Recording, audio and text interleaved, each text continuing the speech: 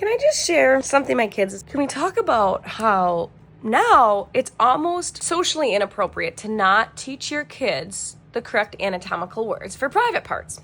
And we know why, because a lot of pedophiles will use other names for it. So we want to teach them what a penis is, what a vagina is. And I've even heard people go as far as to using the exact things of scrotum, vulva, etc. Here's why I probably will not go any farther right now in homeschool anatomy class with my kids than we already have. It's because the more we talk about that correct anatomical part, the more they talk about it. And as we know, kids think the word butt and fart is funny. So just imagine how it tickles the ears when they can insert gina and penis into any story. Lydia is fascinated with bears and mostly terrified, but fascinated. And I've seen a bear when I was walking in Montana. There was a bear around Michael's house when he was a little kid that they had to deal with. And my dad has a bear story, and so my kids love when we tell bear stories. That's fine.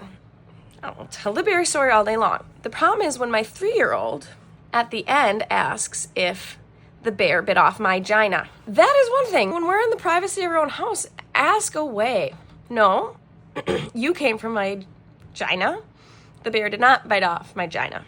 Well, then that leads her to running into church screaming, "The bear bit off your gina!" And then I have to look around and try to explain to people that in the 21st century we teach kids the name and they're not necessarily good stewards of the sacredness of that name. And even in church, one time they asked Cora a question. It was like, did you ever have to do something wrong that you got in trouble for? And she raised her hand to contribute and said, I had punched my brother in the balls. Her cousin proceeded to show everybody how you punch somebody in the balls. You can't make it up. This is at church, youth group. And then going back to our Lydia, there was a weasel that got into the chicken coop and killed all of her grandparents' chickens. It's a very unfortunate situation. So she's very aware of how aggressive weasels can be. Whenever we're talking about bears and getting our vaginas bit off by the bears, it tends to morph into if the weasel bit dad's penis off.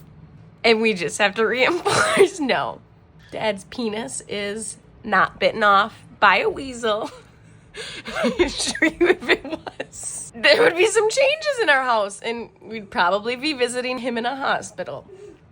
Anyways, one second story. So I don't blame anybody for not teaching your kids those words. You could keep it at butt and fart and let that be funny enough to them.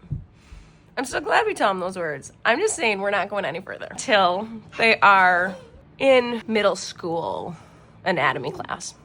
That's my decision.